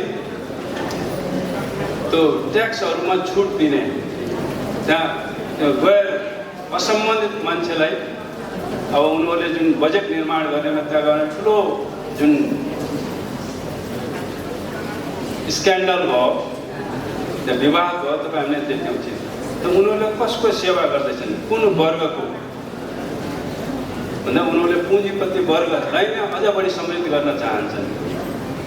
आम श्रमजीवीहरूलाई अझ दरिद्र बनाउन चाहन्छन्। उनीहरूले जुन आर्थिक नीति लिएका छन् त्यो पुरै पुँजीवादी नीति छ। उनीहरूले यो कुनै यो सम्पत्ति कुनै स्रोत खुलाउनु नपर्ने, त्यसै कालो पुँजीलाई सेतो बनाइदिएपछि त्यो भनेको दलाल पुँजी, नोकरसाह पुँजी भन्छ, जो तस्करहरू, जो ब्ल्याक मनीहरू हुन्छ, त्यसलाई चाहिँ व्हाइट बनाइदिने चाहिँ त्यस्ता नीतिहरू उनीहरूले बिचमा लिएर आएछ। त्यसरी त्यो माओवादी केन्द्र भनौँ अथवा अरू, अब माओवादी केन्द्रको त अर्थमन्त्री नै भयो, त्यसलाई अर्थनीतिहरू निर्माण गर्ने, बजेट निर्माण गर्ने, यस किसिमको नीतिहरू त्यहाँले ती तथाकथित वामपन्थीहरू वास्तवमा वामपन्थी होइन कि उनीहरू पुँजीवादी पन्थी, उनीहरू दक्षिणपन्थी भनेको पुँजीवादी पन्थी भनेको छ, त्यो दिशामा गइसक्यो। त्यहाँ उनीहरूको नीतिबाट त्यो नेतृत्वबाट पनि चाहिँ नेपालमा समाजवादको निर्माण सम्भव छैन। त्यसका नेकपा एमालेको नेतृत्व, त्यसको विचार, त्यसको नीतिबाट मात्रै नेपालमा समाजवादको निर्माण सम्भव छ। र अहिले हामीलाई विस्थापित गरिएको छ। नेकपा एमालेलाई सत्ताबाट किन विस्थापित गरे त भन्दाखेरि नेकपा एमाले आफ्नो नेतृत्वमा केन्द्रमा आओस् अथवा प्रदेशमा नेकपा एमालेको नेतृत्व थियो र नेकपा एमाले यो देशलाई विकासको दिशातिर, एउटा समृद्धितिर अगाडि बढाइरहेको थियो। यहाँ जो विभेदहरू छन्, जो असमानताहरू छन्, आर्थिक असमानताहरू छन्, त्यसलाई मेटाउँदै लगेको थियो। तपाईँ हामीलाई थाहा छ नेकपा एमालेको नेतृत्वमा चाहिँ हामी सरकारमा हुँदाखेरि यो देशले द्रुत गतिमा विकास गरिरहेको थियो। अन्तर्राष्ट्रिय सङ्घ संस्थाहरूको चाहिँ आकलन पनि हामी सरकार हुँदाखेरि 7% भन्दा बढी एउटा आर्थिक वृद्धि दर यो देश अगाडि बढिरहेको थियो र हामीलाई आउँदो आगामी यो 5 वर्षभित्रमा डबल डिजिट भन्नाले 10% भन्दा माथि पुर्याउने एउटा लक्ष्यसहित हामीले काम गरिरहेका थियौँ। त्यहाँ यसबाट पुँजीवादीहरू, पुँजीपन्थीहरू चाहिँ धेरै आक्रोशित थिए। त्यहाँ यो समृद्धिको यो यात्रालाई चाहिँ रोक्नको निम्ति अनेक उनीहरूले षड्यन्त्र गरे र नेकपालाई उनीहरूले विभाजित गरे, वामपन्थीहरूलाई विभाजित गरे। उनीहरूले चाहिँ विभाजन गर्न उनीहरू सफल भए र उनीहरूले एक ढङ्गले प्रतिगमन, एउटा प्रतिक्रान्ति चाहिँ नेपालमा चाहिँ भयो।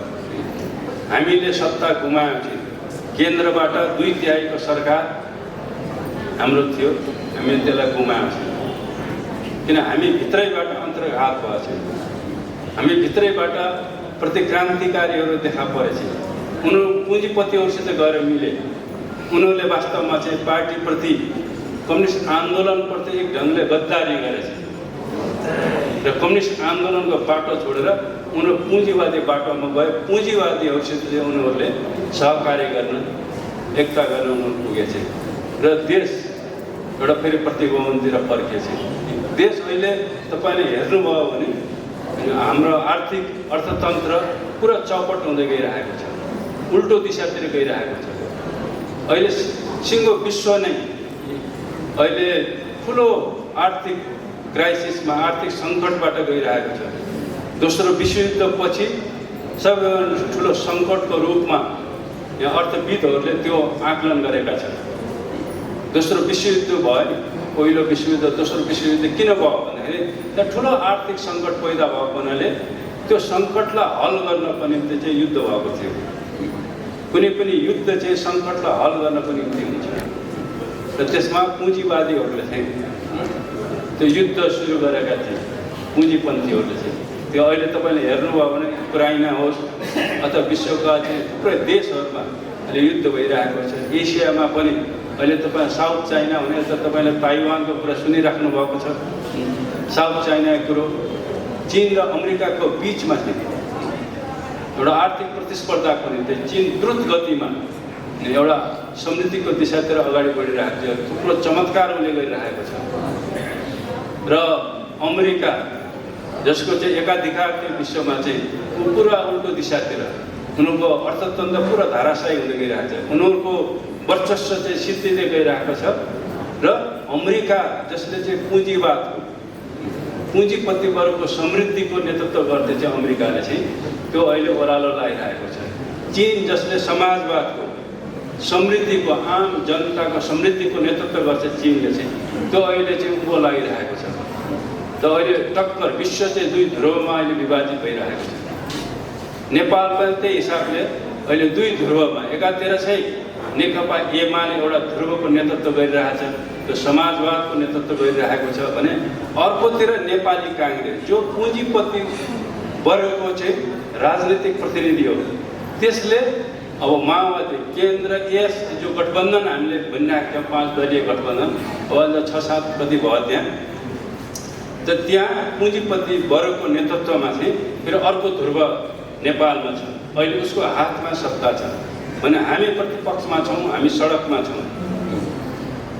र नेकपा एमाले श्रमजीवीहरूको चाहिँ नेतृत्व गर्ने राजनीतिक पार्टी हो एमाले जसले समाजवादको झन्डा समाजवादी सिद्धान्तले अवलम्बन गर्छ भने यता नेपाली काङ्ग्रेस पुँजीवादको झन्डा उचालेर उनीहरू अब माओवादी केन्द्र अरूहरूलाई पछि लगाएर उनीहरू अगाडि गइरहेका छन्।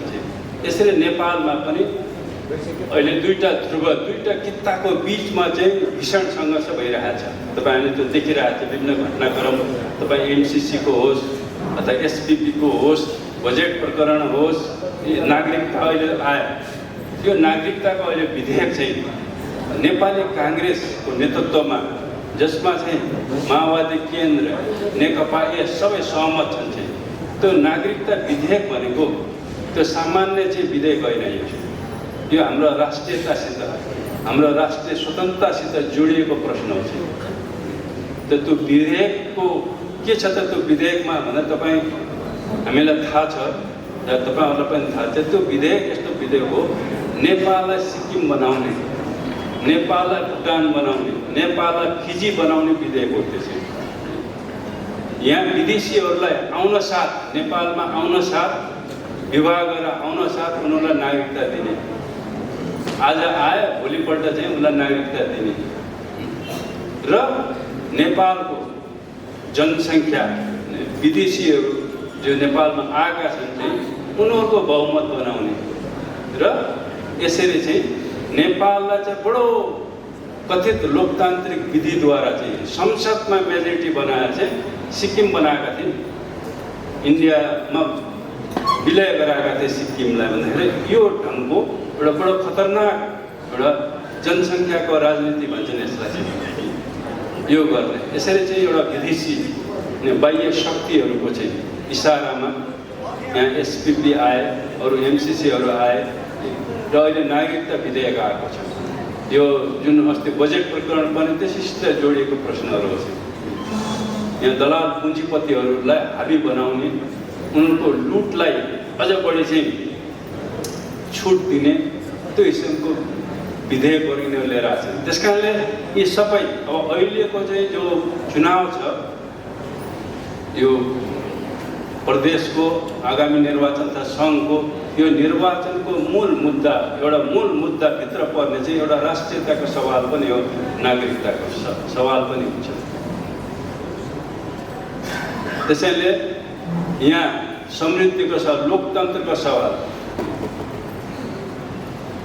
अहिलेको मेन मुद्दा सुशासनको सवाल यो मूल मुद्दा हुनेवाला छ।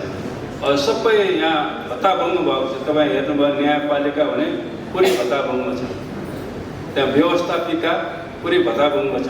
यो संसद जहाँ कानुनहरू बन्छन् त्यहाँ पुँजीवादीहरू हाबी भएका छन्।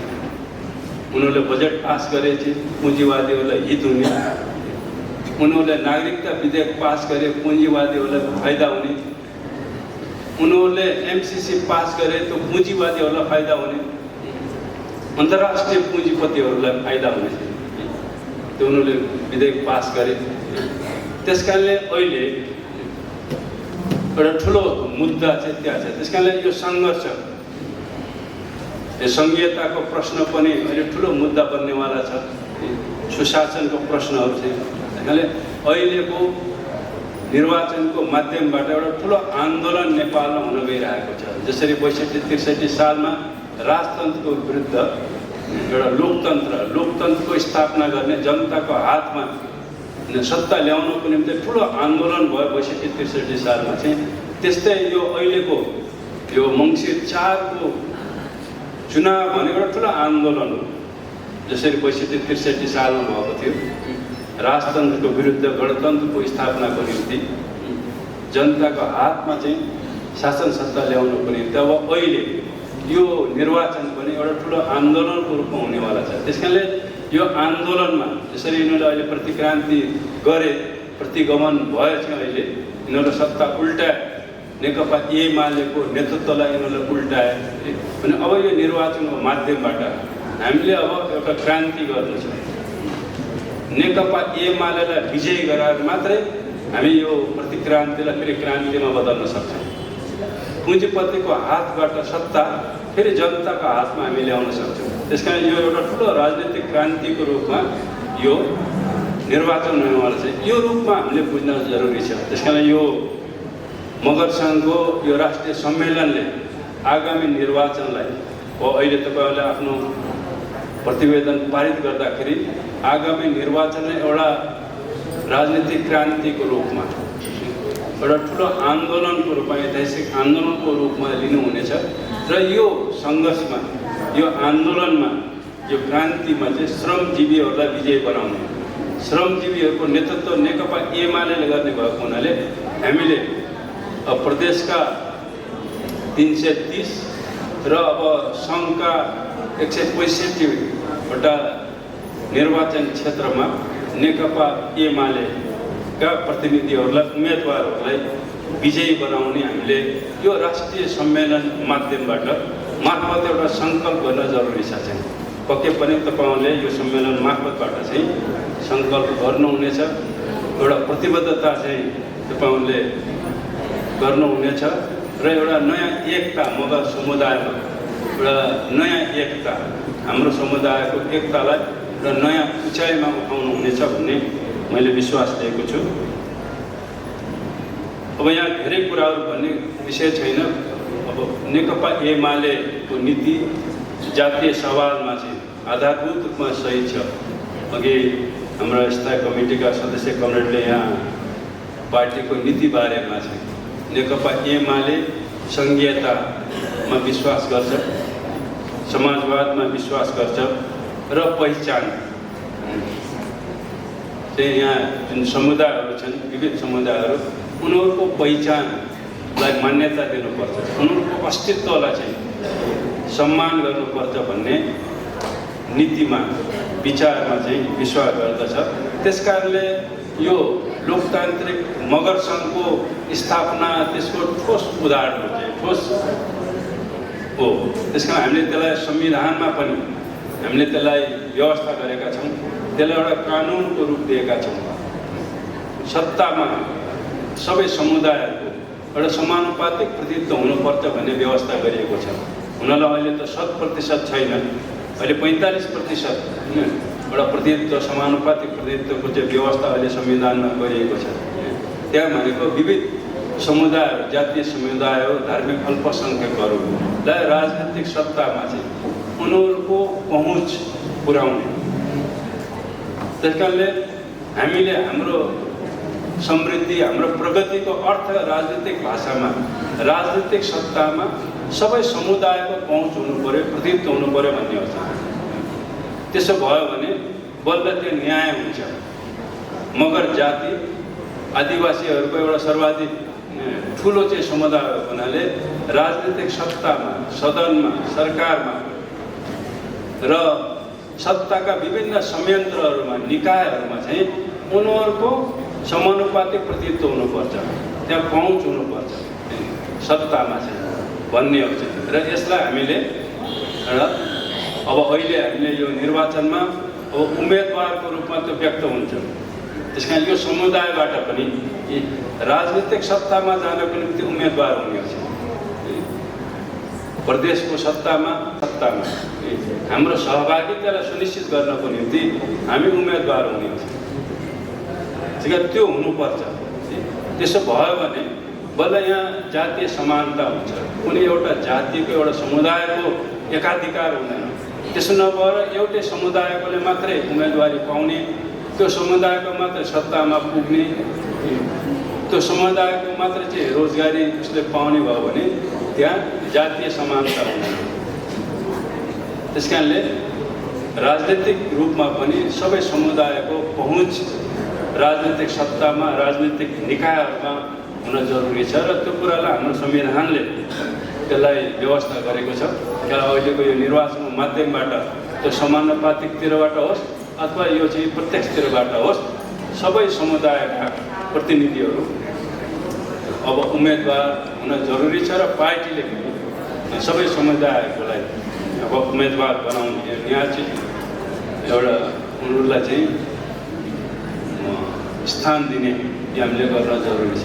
त्यस कारणले यो निर्वाचनको माध्यमबाट नेकपा एमाले आफ्नो चुनावी घोषणापत्र बनाउँदैछ। त्यसमा पक्कै पनि चाहिँ जातिहरूको चाहिँ विकास, उनीहरूको धर्म संस्कृति, उनीहरूको राजनीतिक प्रतिनिधित्व, उनीहरूको चाहिँ आर्थिक रोजगारी अथवा व्यवसायहरूलाई सुनिश्चित गर्ने कुराहरूमा हाम्रो जो घोषणापत्रहरूमा पक्कै पनि चाहिँ ती कुराहरूलाई समावेश गरिन्छ। आम रूपमा नेकपा एमालेको नीति कार्यक्रममा यो कुराहरू छ, त त्यही कुराहरूलाई अब अहिलेको चुनावी घोषणापत्रहरूमा पनि हामीले पक्कै पनि यसलाई लिएर जानेछौँ। र तपाईँहरूले पनि अब अहिलेको यो निर्वाचनमा हाम्रो मगर समुदायले इतिहासमा यो आधुनिक नेपाल जो अहिले हामीले मेचीदेखि महाकालीसम्म जो निर्माण गरेका छौँ चाहिँ, तपाईँले मेचीदेखि महाकालीसम्म जाँदा सबै जिल्ला, विशेष गरेर यो हिमाली र पहाडी बेल्टमा चाहिँ सबै जिल्लाहरू मगरहरू छन्। त्यो उल्लेखनीय सङ्ख्यामा छन् सबै जिल्लाहरूमा चाहिँ। तपाईँ चाहिँ अझ हिजोको चाहिँ नेपाल भन्नाले त उहाँ पश्चिममा किल्ला काँडा भन्नेसम्म थियो र पूर्वमा टिस्टासम्म थियो। र त्यो पछि खुम्चेर त्यो अहिले मेची महाकाली भयो चाहिँ त्यहाँसम्म भयो। तपाईँले दक्षिणतिर हेर्नुभयो भने चाहिँ त्यहाँ उत्तर प्रदेश, बिहार, यता बङ्गाल, त्यतातिर चाहिँ हाम्रा सिमानाहरू थिए। त्यो खुम्चेर गर्थ्यो। तर जे होस्, तपाईँले अहिले पनि जानुभयो भने तपाईँ हिमाचलमा जानु, उत्तराखण्डमा जानुहोस्, त्यहाँ मगरहरू छन्, ठुलो सङ्ख्यामा मगरहरू छन्। तपाईँ सिमलामा जानुहोस्, तपाईँ देहरादुनमा जानुहोस्, हो यता तपाईँ दार्जिलिङतिर जानुहोस्, त्यहाँभन्दा उता जानुहोस्, त्यहाँ मगरहरू तपाईँ ठुलो सङ्ख्यामा पाउनुहुन्छ। र यसले के देखाउँछ, के साबित गर्छ भन्दाखेरि नेपालको एकीकरणमा, आधुनिक नेपालको निर्माणमा मगर जातिको उल्लेखनीय महत्त्वपूर्ण, अझै मलाई लाग्छ चाहिँ एउटा सर्वाधिक एउटा महत्त्वपूर्ण भूमिका चाहिँ मगर समुदायको छ भन्ने त्यो देखाउँछ कि उनीहरूको उपस्थितिले त्यो देखाउँछ। खास गरेर मगरहरूको आदि थलो भनेको त यो मध्य नेपाल हो। तर मगरहरू त यो मध्य नेपाल मात्र त छैनन्, सबै जिल्लाहरूमा फैलिएका छन् ठुलो सङ्ख्यामा। पृथ्वीनारायण शाहले नेपालको एकीकरण गर्दाखेरि चाहिँ अब मगरहरू चाहिँ अब सेनाको रूपमा, अब सल्लाहकारको रूपमा, कमान्डरको रूपमा चाहिँ उनीहरू गए चाहिँ सबैकोमा चाहिँ। त्यस कारणले जहाँ जहाँ गए त्यहीँ बसोबास गरे उनीहरूले। यही तपाईँ काठमाडौँमा पनि हेर्नु, यहाँ माथि जो पहाडी बेल्ट छ मगरहरूको बस्ती छ। तपाईँ यता ललितपुर, यता यो काठमाडौँ, भक्तपुरमा पनि ठाउँ ठाउँमा चाहिँ यही भ्यालीको कुरा गर्दाखेरि पनि चाहिँ मगरहरूको चाहिँ पुराना बस्तीहरू छन्। तर यो मगरहरूको चाहिँ आदि थलो होइन, यो नेवारहरूको, तमाङहरूको चाहिँ यो आदि थलो हो चाहिँ। तर यहाँ पनि मगरहरू छन् भन्दाखेरि यो किन यहाँ उनीहरूको उपस्थिति रह्यो त भन्दाखेरि नेपालको एकीकरणमा मगरहरूको उल्लेखनीय भूमिका थियो। किन पृथ्वीनारायण शाहले त गोर्खाबाट पूर्व पश्चिमतिर, उत्तर दक्षिणतिर उनले विस्तार गरेछ, एकीकरण गरे। त्यहाँ चाहिँ मगरहरू छन्। त्यस कारणले मगरहरूको भूमिका यो नेपाल निर्माणको चाहिँ विषयमा यहाँ पूर्वोक्त कमरेडहरू पनि धेरै भनिसक्नु भएको छ। राणाकालको बेलामा पञ्चायत विरोधी आन्दोलनमा होइन, अब यो चाहिँ गणतन्त्रको आन्दोलनमा, राजतन्त्र विरोधी आन्दोलनमा मगरहरूको उल्लेखनीय भूमिका छ।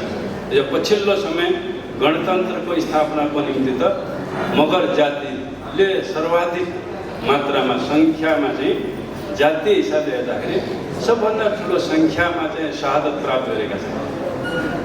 एउटै जिल्लामा तपाईँ रोल्पाको कुरा, एउटै जिल्लामा चाहिँ 1000भन्दा बढी मान्छेहरूले शहादत गरेका छन् के यो 10 करोडको क्रममा छ। त्यो हजारौँको सङ्ख्यामा अब हामी भन्छौँ अब 15-17 हजार चाहिँ शहीद भयो अथवा चाहिँ मृत्यु भयो चाहिँ त्यसमा जातीय कोणबाट त तथ्याङ्कलाई तपाईँले हेर्नुभयो भने मगर युवा युवतीहरूको सर्वाधिक चाहिँ सङ्ख्या देखिन्छ। यसले पनि गणतन्त्रको स्थापनामा मगर समुदायको ठुलो बलिदान छ, योगदान छ र त्यो अनुसार मगर समुदायले त्यही स्थान, त्यही सम्मान पाउनुपर्छ भन्ने मगर समुदायको चाहिँ दाबी छ। त्यसैले अब मगर समुदायले समाजवादको निर्माणको निम्ति हिजो जनवाद, जनतन्त्र, गणतन्त्रको निम्ति हामीले बलिदान गऱ्यौँ, योगदान गऱ्यौँ। अब हाम्रो जातिले, हाम्रो समुदायले समाजवादको निर्माणको निम्ति, समाजवादी क्रान्तिको निम्ति योगदान र बलिदान गर्नुपर्छ। त्यस कारणले हामीले यसलाई यो लोकतान्त्रिक मगर सङ्घको माध्यमबाट हामीले यो योगदान गर्न सकिन्छ, योगदान गर्नुपर्छ। त्यस कारणले यो दिशामा नै अब नेपाल मगर सङ्घ अगाडि बढ्नेछ, लोकतान्त्रिक मगर सङ्घ, र यो सम्मेलनको माध्यमबाट समाजवादको निर्माणको निम्ति हामीले आगामी निर्वाचनमा हामीले विजय प्राप्त गर्न जरुरी छ। यदि हामीले यहाँ समाजवाद निर्माण गर्ने हो भने हामीले सत्ता प्राप्त गर्न जरुरी छ। सत्ता बिना चाहिँ समाजवाद निर्माण गर्न सकिँदैन। त्यस कारणले यो निर्वाचनको माध्यमबाट हामीले गुमाएको सत्ता प्राप्त गर्नु, त्यो केन्द्रमा, त्यो प्रदेशमा।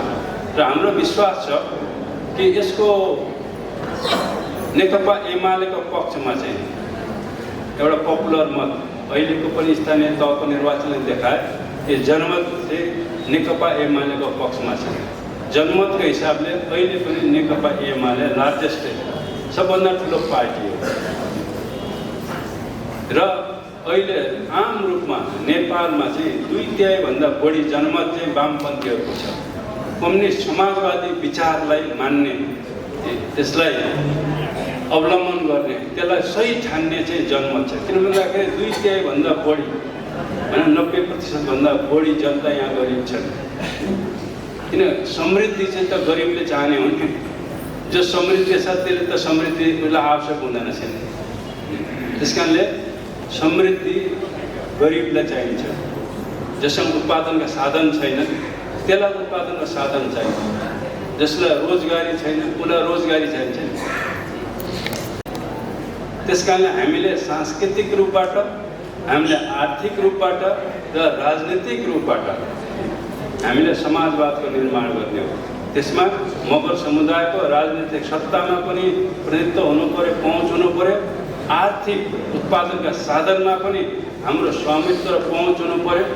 र संस्कृति भनेर मुख्यतः त्यो शिक्षा हो, त्यो विचार हो, तपाईँको चिन्तन हो संस्कृति भनेको। त्यस कारण त्यो भनेको उन्नत विचार। शिक्षा भनेको के हो भने शिक्षा भनेको त्यो चेतना हो। तपाईँ यो दुनियाँलाई बुझ्ने त्यो ज्ञान हो।